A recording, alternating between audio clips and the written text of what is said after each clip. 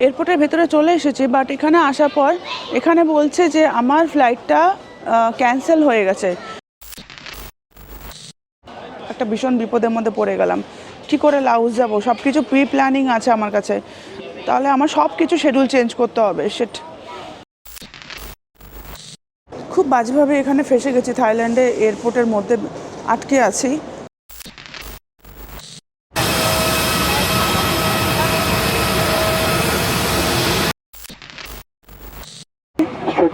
Hello.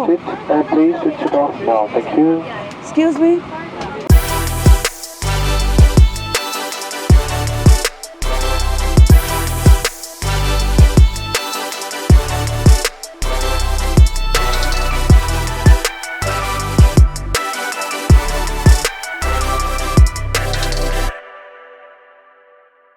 তোমার channel, আমি সানিয়া, আমি ঘুরতে ভালোবাসি তোমাদেরকে সাথে নিয়ে। তো চলো আজকে বেরিয়ে যাওয়া যাক লাউসের পথে। চলো, গাড়িতে বসে গেছি, এবার এখান থেকে আমি বেরিয়ে যাচ্ছি। মোটামুটি এখান থেকে এয়ারপোর্ট লাগবে বললো ওনারা হাফ অ্যান আওয়ারের মধ্যে আমরা পৌঁছে যাব। লেটস সি, দেখি কটার মধ্যে পৌঁছাবো। তাও আমি একটার মধ্যে স্টার্ট করে দেবো এয়ারপোর্ট যাওয়ার। এখন অলরেডি 12টা বাজে। নেবো বুঝতে পারছি না, যাই দেখাচ্ছে ওটা লুঙ্গি টাইপের দেখাচ্ছে, টি শার্ট দেখাচ্ছে ব্লাউজের মতো, টপ দেখাচ্ছে।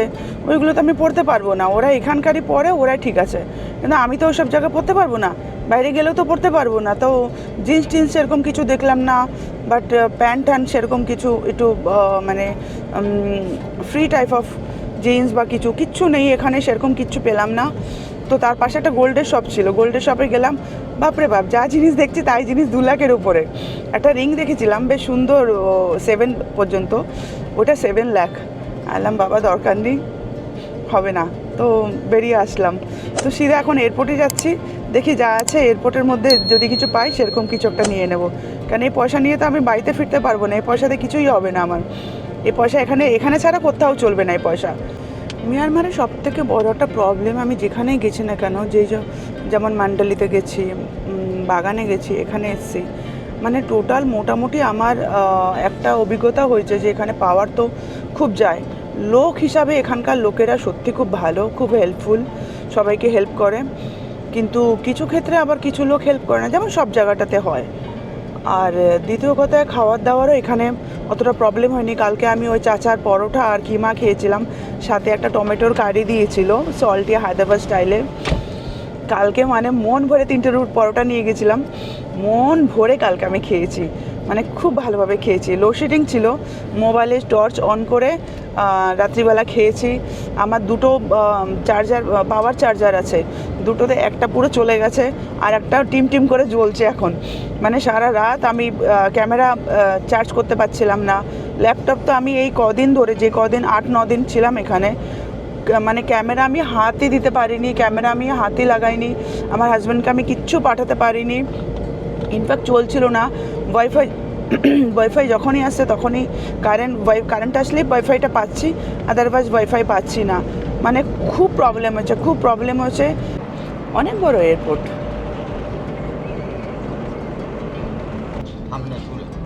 No no no no no no international my ticket booking already.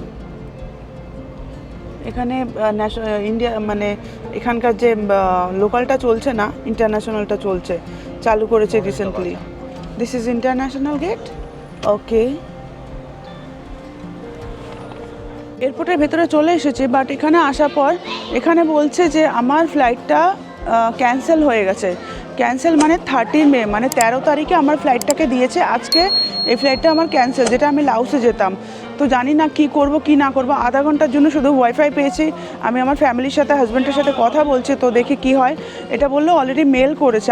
আমি তো টিকিটটা করিনি, তো যে করেছে তার কাছে মেলটা চলে যাবে। তো সে আমাদের জানায়নি, বা জানি না কি অ্যাকচুয়ালি প্রবলেমটা কি জানি না। কালকে রাত্রে না 2 দিন আগে বললো, এয়ারপোর্ট থেকে বললো যে অলরেডি মেল আমরা করে দিয়েছি।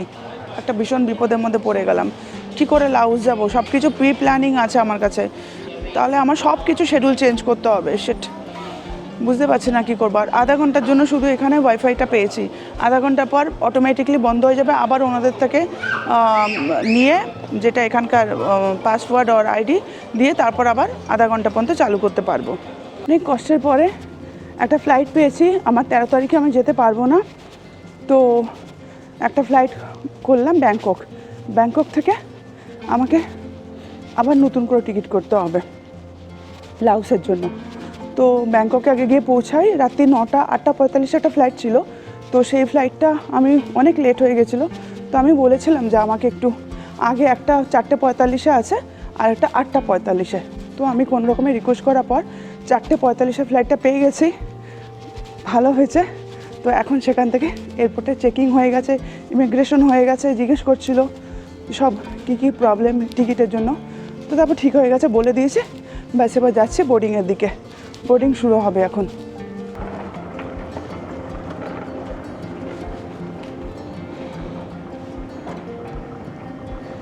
তো যাক, পেয়ে গেছি সেটাই ভালো, নাহলে 13 তারিখ অবধি আমাকে অপেক্ষা করতে হতো। 13 তারিখ অবধি আমি অপেক্ষা করতে পারতাম না, 4 দিন আমার পুরো ওয়েস্ট হয়ে যেত। আমি জানি না এখন ওখান থেকে ব্যাংকক থেকে কোথায় যাব, কি করব না করব, আই ডোন্ট নো এক্স্যাক্টলি। তো নেট চলছে না, আমার ফোন চলছে না, আমার ভীষণ প্রবলেম হচ্ছে এখানে এসে। তো মিয়ানমারে আমার আসতেই চাইছিলাম না, আমার হাজব্যান্ড আমাকে জবরদস্তি পাঠিয়েছে এখানে মিয়ানমারে। আমি আগেও শুনেছি, আগেও অনেক ব্লগে দেখেছি, অনেক ইন্টারনেটে দেখেছি যে এখানে ভীষণ সবসময় প্রবলেম হয়, কারেন্টের পাওয়ারের প্রবলেম সব সময় লেগে থাকে। তো এটাই হয়েছে, মানে একদম নেট চলছে না। আর এয়ারপোর্টে এসে নেট পেয়েছি, ফ্রি নেট, তা আবার আধা ঘন্টা করে, আধা ঘন্টা প্রথমে পেয়েছি, তারপর আধা ঘন্টা পরে পেয়েছি। তো খুব প্রবলেম হচ্ছে। থেকে সমানে ট্রাই করে যাচ্ছি ওয়াইফাই কানেক্ট করার জন্য। ওখানে ভেতরে গিয়ে জিজ্ঞেসও করলাম এখানকার যে এয়ার হোস্টেসদের, তো বললো যে এখানে আধা ঘন্টা থেকে 1 ঘন্টা ফ্রি দেয়, তারপর ফ্রি দেয় না। এয়ারপোর্টের ওয়াইফাইও দেখো এখানে টাইম বুঝে। আমি বললাম তারপর যদি এক্সট্রা ইউজ করি তাহলে কি চার্জেবল? বলছে আমি জানি না, এখানকার রুলস এরকম, 1 ঘন্টা ইউজ করবে, 1 ঘন্টা ইউজ করার পর তারপর ফ্রি নেই।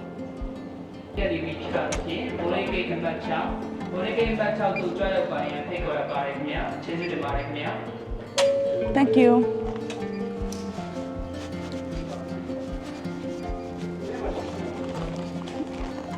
Seat number 15C। সব কিছুই সিবি ব্যাংকের কন্ট্রোলেই আছে, সব জায়গাতে যেখানে যা দেখেছি সব জায়গাতে এখানে সিবি ব্যাংক।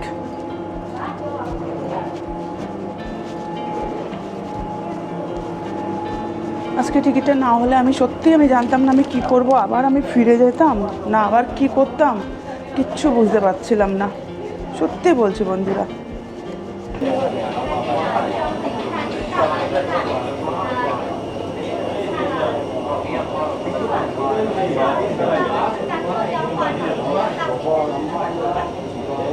এয়ারপোর্টটা কিন্তু অনেক বড়, ওখানে কোনো একটা ফ্লাইট আছে দাঁড়িয়ে।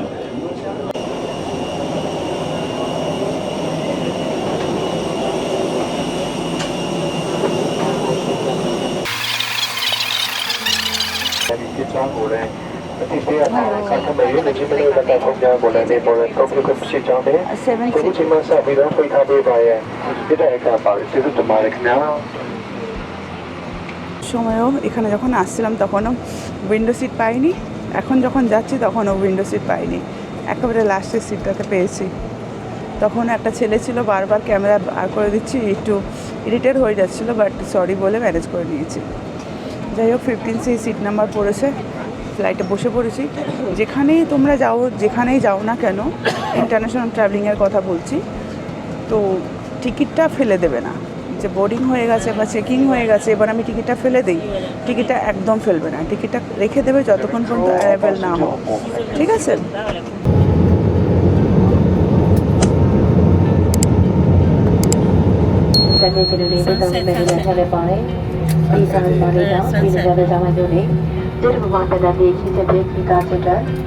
হ্যালো বন্ধুরা, ওয়েলকাম টু ব্যাংকক অ্যাগেন। 3 বার হয়ে গেল আমার ব্যাংককে আসা। তো ব্যাংককে চলে এসেছি, আবার ল্যান্ড হয়ে গেছি। তো এবার লাগেজ কালেক্ট করব, লাগেজ কালেক্ট করে দেখবো আমি লাওসের কোনো টিকিট আজকে পাই কি না। নিচে গিয়ে ইনফরমেশান নেব। আমার বাড়ির লোককে ফোন করে পাগল হয়ে গেছে, বাড়ির লোকরা ফোন তুলছে না। তো যেহেতু আমাকে কোনো একটা ডিসিশান নিতে হবে, আদারওয়াইজ আমাকে ঢুকতে দেবে না ইমিগ্রেশনে, তাই না? আপ ডাউন টিকিট চাই। তো চলো আমি কিছু একটা করি, দেখি লাওসের যদি টিকিট পাই, দেন আমি লাওসের ফ্লাইট নিয়ে চলে যাব আজকেই। দেখা যাক, লাগেজ কালেক্ট করতে যাচ্ছি। খুব বাজেভাবে এখানে ফেসে গেছি থাইল্যান্ডে এয়ারপোর্টের মধ্যে, আটকে আছি। 6:35, 6:35 আমি এখানে ল্যান্ড করেছি। ল্যান্ড করার পর এখানে যখন ইমিগ্রেশনে আমাকে ডেকেছিল, তো আমি বলেছিলাম যে আমার কাছে ফ্লাইটের টিকিট আছে ওখানে লাওসে যাওয়ার জন্য। ওখানে মিয়ানমার তো লাওসের টিকিটটা আমার ক্যান্সেল করে দিয়েছে। আমি ক্যান্সেল করি, মানে আমার জন্য ক্যান্সেল হয়নি, কোম্পানিওয়ালে যারা জেট এয়ারওয়েজ ছিল, যারা এয়ার ইন্ডিয়া ছিল, তারা ক্যান্সেল করে দিয়েছে। তো বলাতে বলছে যে ওকে ওকে ফাইন ফাইন।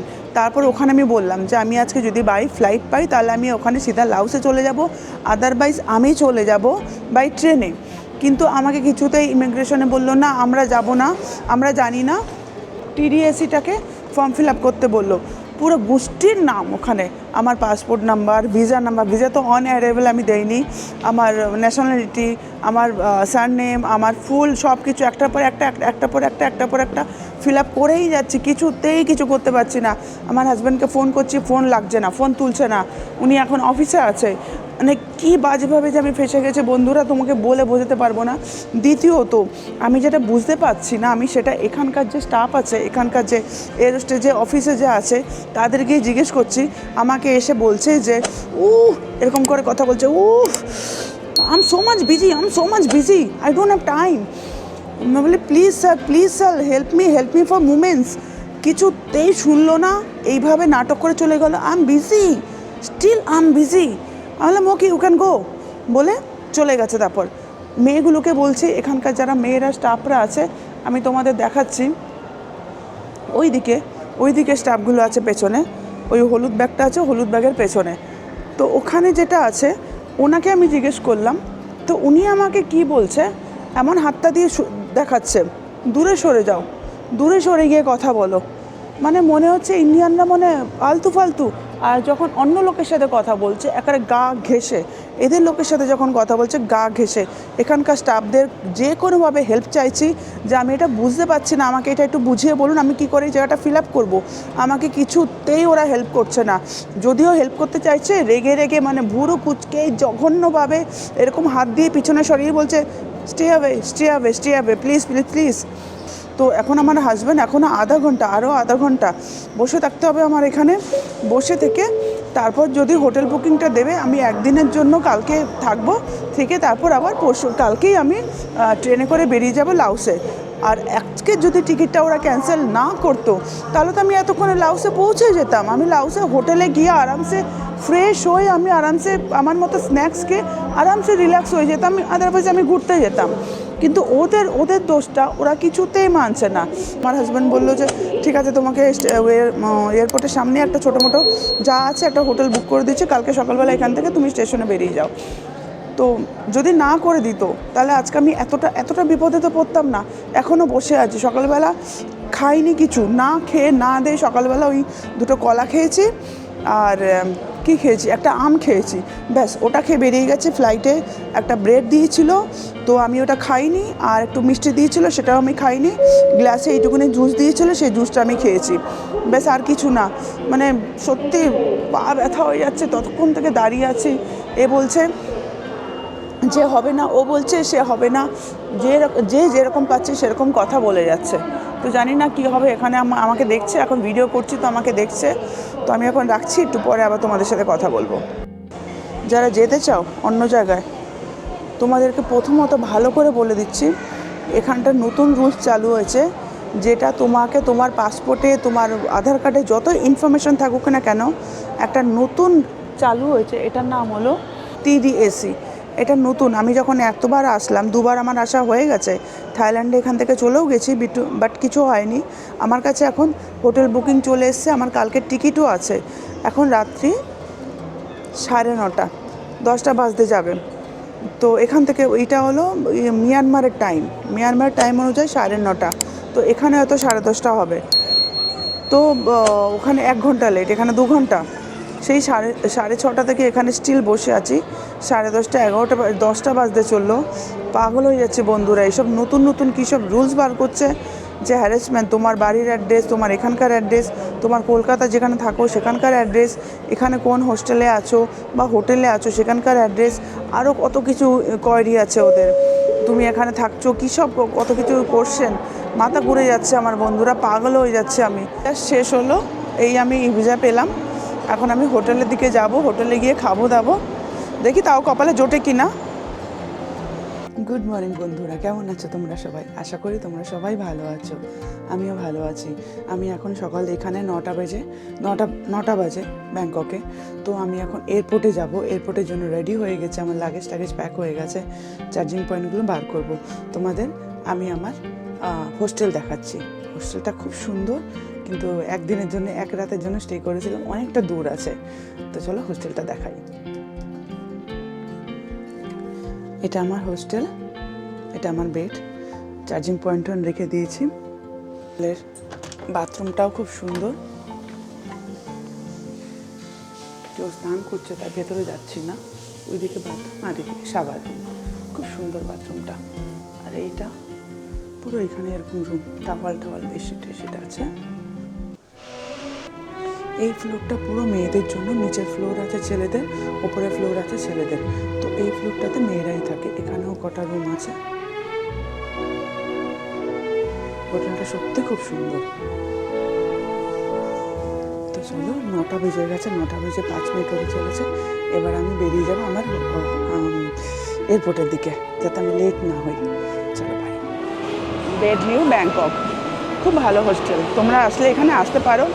এটা রেস্টুরেন্ট,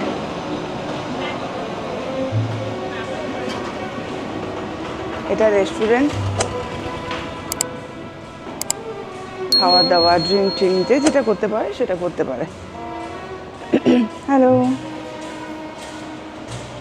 সরি বন্ধুরা, বলতে ভুলে গেছে, বেড টু ব্যাংকক হোস্টেলের নাম। খুব ভালো হোস্টেল, এখানে সব কিছু ফেসিলিটি সব কিছু আছে। আমি তো একটা রাতই থেকেছি, বাট এই ম্যাডামকে বললাম আমাকে একটা ক্যাব বুক করে দিতে, তো উনি আমার ক্যাব বুক করে দিচ্ছে। ওনার ছেলে গেছে ক্যাবটাকে আনার জন্য। ঠিক আছে চলো, 9টা বেজে গেছে, 9:15 হতে চললো। আমি এবার এয়ারপোর্টের দিকে রওনা দিই। ওয়েলকাম টু মাই চ্যানেল, আমি সানিয়া, আমি ঘুরতে ভালোবাসি তোমাদেরকে সাথে নিয়ে। তো চলো, আজকের আমার যাত্রা হলো লাউসের দিকে যাচ্ছি আমি। লাউসের ভেতরে একটা কি গ্রাম আছে, গ্রাম না মানে যেমন কলকাতার মধ্যে অনেক জায়গা আছে সেরকম। তো সেই জায়গায় যাচ্ছি আমি, মেন লাউস। তো চলো, দেখা হচ্ছে এয়ারপোর্টে। বোর্ডিং স্টার্ট হয়ে গেছে, আমি এখন বোর্ডিংয়ের জন্য যাব। অনেক লাফড়া হয়েছে আজকে ফ্লাইটে, মানে এয়ারপোর্টে, মানে অনেক কিছু প্রবলেম আমার ফেস করতে হয়েছে। আবার নতুন করে লাইফে প্রবলেম আমার চলেই যাচ্ছে, মানে শেষ হওয়ার নামই নিচ্ছে না। যাই হোক, বোর্ডিং স্টার্ট হয়ে গেছে, এখন আমি বোর্ডিংয়ে যাব। এয়ার এশিয়া ফ্লাইট, বোর্ডিংয়ের দিকে এগোবো। এখনও লাইন আছে আপাতত, ওই দিকটাতে লাইন আছে। তো লাইন শেষ হলে তারপর গিয়ে জয়েন্ট হব। তো খিদে পেয়েছিল, ফ্রেঞ্চ ফ্রাই নিয়েছি আর একটা ভেজ বার্গার নিয়েছি সামনে থেকে। তো সরি, নিয়ে সিধা চলে যাব লাউসের দিকে। লাউসে যতটা পারবো ততটা এক্সপ্লোর করার চেষ্টা করব। আজকে থেকে জীবন নতুনভাবে বাঁচার চেষ্টা করব। যত টেনশন, যত প্রবলেম সবকে ছুঁড়ে ফেলবো একদিকে, কাঁচরা টিস্যুর পেপারের মতো সব প্রবলেম ছুঁড়ে ফেলে নিজের লাইফটাকে, এতদিন যা অন্যের জন্য বেঁচেছিলাম, এখন শুধু নিজের জন্য বাঁচবো, নিজের এনজয় করব। তো চলো গাইস, বোর্ডিংয়ের দিকে এগোই আমরা।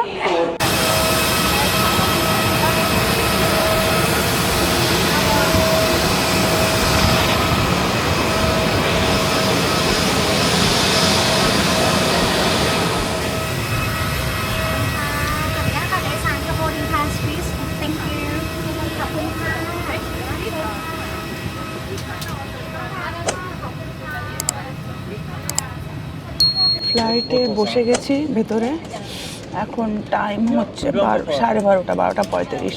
কিছুক্ষণ পরে আমাদের ফ্লাইটটা ছেড়ে দেবে।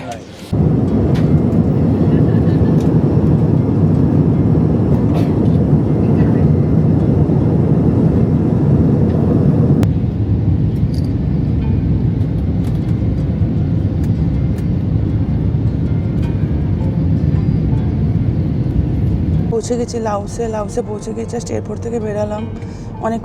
অনেকক্ষণ আগে ল্যান্ড হয়ে গেছিলাম। তারপর ইমিগ্রেশনে অনেকটা প্রবলেম ছিল, মানে জিজ্ঞেস করছিল অ্যাড্রেস, আর আমি একটা ভুল অ্যাড্রেস দিয়ে দিয়েছিলাম। তো ওই অ্যাড্রেস দেওয়ার পর আমাকে আবার দুবার করে আবার ফর্ম ফিল আপ করতে হচ্ছে। তারপর ওখানকার একটা ফরেনার ছিল, তার হেল্প নিয়ে আমি ফর্ম ফিল আপ করলাম। ফিল আপ করার পর এখানকার অ্যাড্রেস, বাড়ির অ্যাড্রেস, সব অ্যাড্রেস দিতে হয়েছে। তো তারপর সব ক্লিয়ার হয়ে গেছে। বাইরে এসে যখন টাকা তুলতে যাব তখন দেখছি যে আমার কাছে যে কার্ডটা ছিল ডিসিএম ব্যাংকের, তো কার্ডটা হারিয়ে গেছে। আজকে সকালে আমাকে এয়ারপোর্টে যখন আমি গিয়েছি তখন বললো যে $40 आपको वहाँ पे अराइवल वीज़ा है, आपको पे करना पड़ेगा। আমি বললাম ঠিক আছে, করে দেবো। তো এবার বলছে $40 है आपके पास? मैं बोले हाँ। তো বলছে দেখাও। তারপর দেখালাম, তারপর বলছে না এটা হবে না, থাই বাট লাগবে। তারপর আবার গেলাম, বলে এক্সচেঞ্জ করে আসো। থাই বাট এক্সচেঞ্জ করে আসলাম। তারপর বলছে না এটা হবে না, ডলার নিয়ে আসো। আবার গেলাম, এই করে করে আমি জানি না আমার হাত থেকে হয়তো কখন পড়ে গেছে। বারবার পার্স বার করছি, বারবার টাকা ঢুকাচ্ছি, বারবার ডলার ঢুকাচ্ছি, বারবার থাই বাট বার করছি, এই করে করে ভীষণ ঝামেলা হয়ে গেছে। তারপর বলছে এক্সট্রা লাগেজ হয়ে গেছে, আমার 2 কেজি এক্সট্রা লাগেজ হয়ে গেছিলো। তো সেটার জন্য আমাকে আবার 2000 মানে 700 কি 800 ভাট আমাকে পে করতে হয়েছে।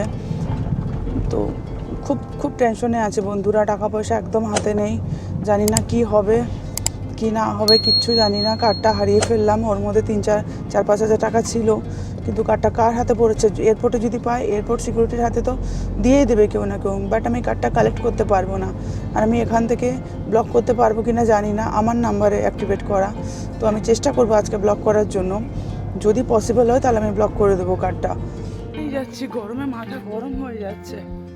গোল্ডেন লোটাস প্যালেস আগে আছে, ওখানে যাচ্ছি। জায়গাটা সত্যি খুব সুন্দর। Golden lotus,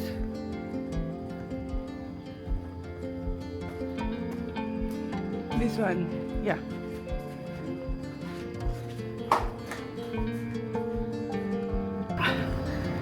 fresh lemon juice, I think orange juice. মাথাটা আর কাজ করছে না বন্ধুরা, আমার খুব টেনশন হচ্ছে, আমি কি করবো। কার্ডটা কি বাজেভাবে হারিয়ে ফেললাম।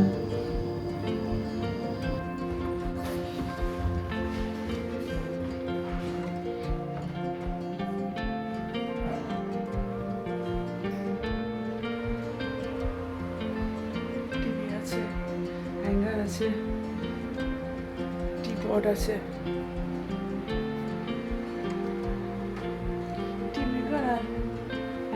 হেয়ার ড্রায়ারও আছে। মুখটা পুরো কালো হয়ে গেছে কেঁদে কেঁদে।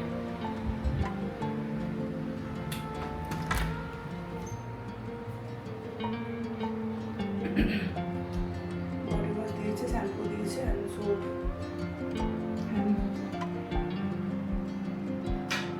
আর অনেক কিছু দিয়েছে, টুথপেস্ট, হ্যান্ড কভার।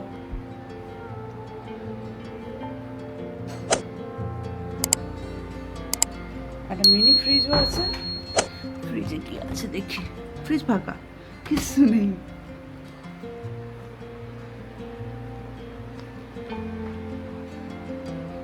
এখান দিয়ে খুব সুন্দর গন্ধ,